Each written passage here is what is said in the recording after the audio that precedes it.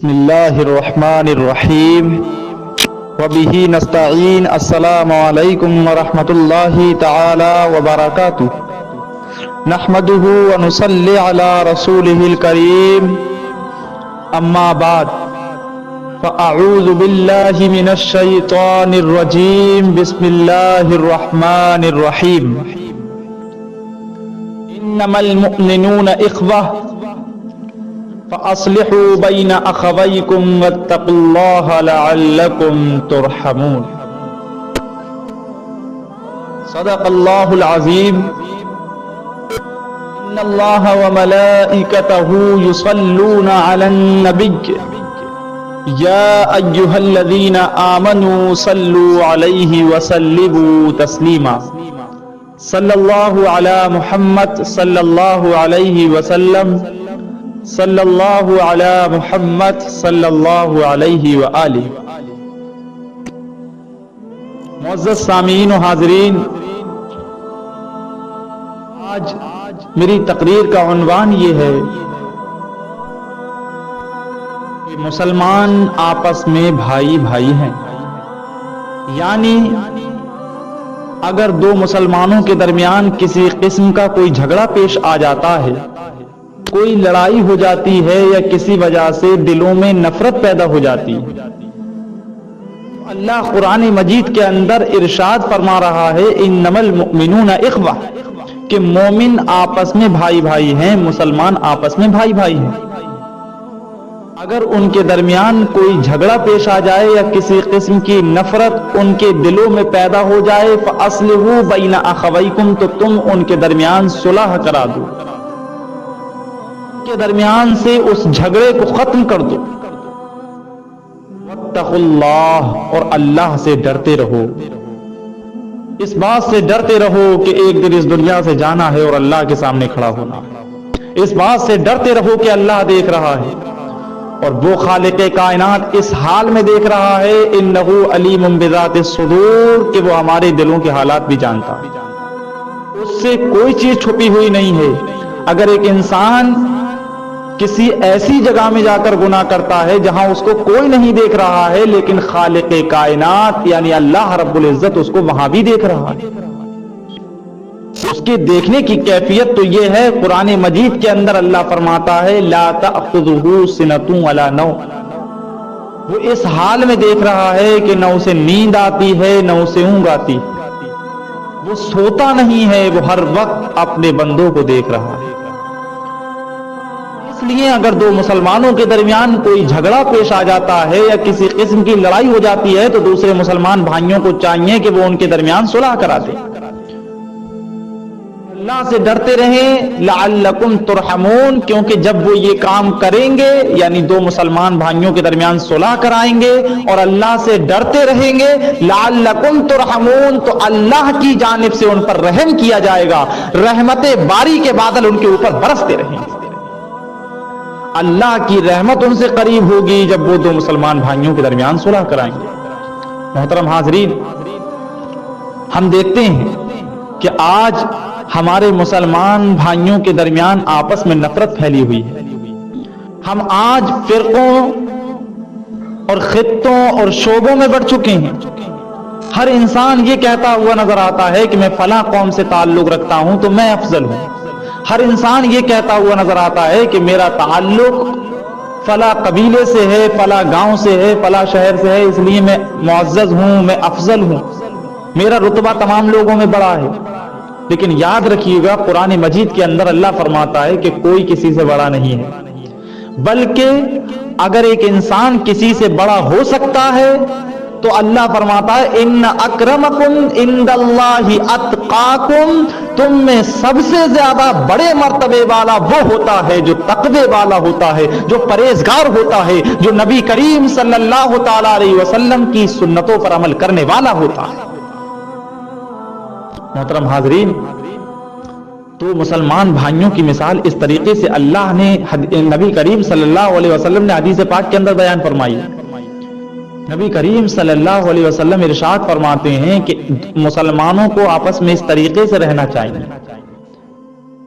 مثال کے طور پر جس طریقے سے انسان کے جسم کے اگر کسی حصے میں کوئی تکلیف ہو جائے، مثلا انسان کی آنکھ دکھنے لگے، آنکھ سے پانی آنے لگے، تو صرف پانی آنکھ سے آ رہا ہے، تکلیف صرف آنکھ میں ہوئی ہے، لیکن انسان کے پورے شریر کو، پورے جسم کو آرام نہیں ملتا ہے، چین نہیں آتا ہے۔ اسی طریقے سے نبی کریم صلی اللہ علیہ وسلم ارشاد فرماتے ہیں کہ یہی مثال مومنین کی ہے۔ اگر کسی مسلمان بھائی کو تکلیف پہنچے یا ہمارا کوئی مسلمان بھائی پریشانی کے عالم میں ہے، ہمیں جب تک چین نہیں آنا چاہیے، ہمیں اس وقت تک سکون کی نیند نہیں سونا چاہیے جب تک ہمارے اس مسلمان بھائی کی وہ تکلیف دور نہ ہو جائے۔ ہمیں کوشش کرنا چاہیے کہ ہم اپنے مسلمان بھائی کی تکلیف کو دور کر دیں۔ محترم حاضرین، کیونکہ اسلام کا یہ پیغام ہے کہ کسی بھی طریقے سے کسی کو اپنی ذات سے تکلیف نہیں پہنچانا چاہیے۔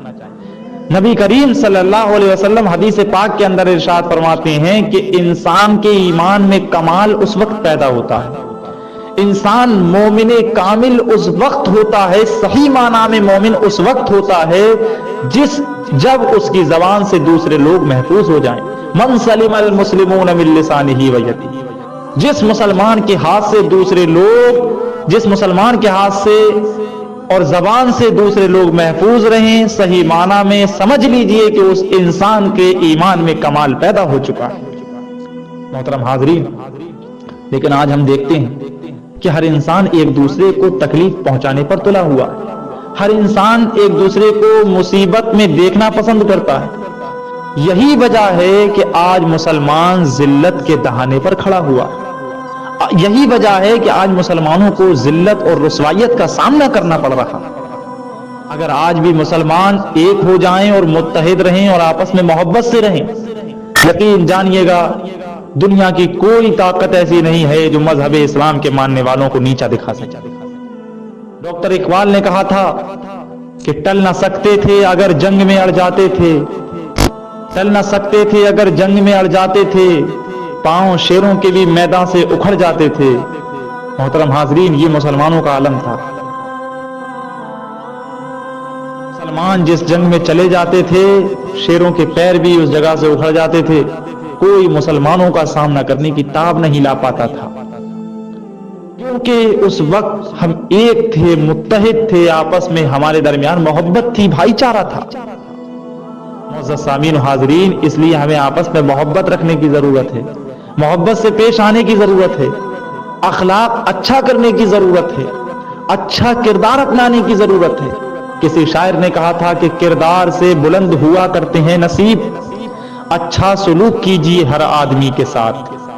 انسان کے اچھے کردار سے انسان کا مقدر بلند ہوتا ہے، انسان کو فضیلت اور مقام اس وقت حاصل ہوتا ہے جب ایک انسان اچھے اخلاق والا ہوتا ہے۔ نبی کریم صلی اللہ علیہ وسلم کی حدیث پاک کا مفہوم ہے کہ جس شخص کو نرمی عطا کر دی گئی، جس شخص کے لیے حسن اخلاق دے دیا گیا، نرمی دے دی گئی، تو گویا کہ اس کو تمام جہان کی دولت سے نواز دیا گیا، تمام کامیابیوں سے اس کو نواز دیا گیا۔ اور جس شخص کو نرمی جیسی چیز سے محروم کر دیا گیا، جس کے پاس اخلاق اچھا نہیں ہے، تو گویا کہ اس کو دنیا کی تمام دولتوں سے، تمام کامیابیوں سے محروم کر دیا گیا۔ محترم حاضرین، اس لیے کہ انسان کو اپنا اخلاق اچھا بنانے کی ضرورت ہے، اپنا کردار اچھا بنانے کی ضرورت ہے۔ محترم حاضرین، تمام دنیا جانتی ہے کہ پیر سالم کس کو کہتے ہیں۔ یہ وہ پیر سالم ہیں اس کو بدایوں سے لے کر بغداد تک ساری دنیا جانتی ہے۔ دنیا جانتی ہے کہ یہ پیر سالم کس شخصیت کا نام ہے۔ پیر سالم اس شخصیت کا نام ہے کہ جس کے شہزادے کو غوث اعظم نے اپنے پہلو میں جگہ دی ہے۔ یہ کہ بزرگوں کا اخلاق کیا تھا، کس طریقے سے لوگوں کے ساتھ محبت سے پیش آتے تھے۔ تاجدار اہل سنت ایک کتاب ہے جو تاجدار اہل سنت کی سیرت پر لکھی گئی ہے، پیر سالم کی سیرت پر لکھی گئی ہے۔ اس میں ایک واقعہ لکھا ہے کہ کسی غریب شخص نے حضرت کے کسی غریب مرید نے حضرت کی دعوت کی، اتفاق یہ ہوا کہ وہ غریب شخص تھا، بیچارہ غریبی کا ستایا ہوا تھا، لیکن چونکہ ایک جذبہ تھا اور دل میں خواہش تھی کہ کاش حضرت میرے گھر تشریف لے آئیں۔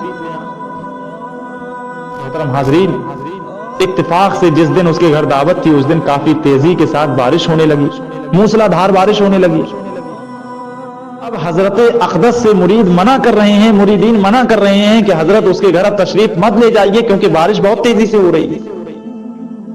اب دیکھیے کہ پیر سالم کے اندر رسول اللہ کے اخلاق کی جھلک کیسے نظر آ رہی تھی، نبی کریم صلی اللہ علیہ وسلم کا کردار ان کے اندر کیسے موجود تھا۔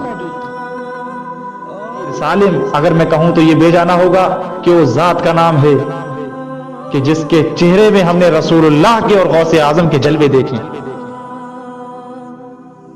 محترم حاضرین، مریدین نے منع کیا لیکن حضرت اقدس اس کے باوجود بھی اپنے پانچوں کو اونچا کر کے اس کے گھر تشریف لے گئے تاکہ اس کا دل نہ ٹوٹ جائے۔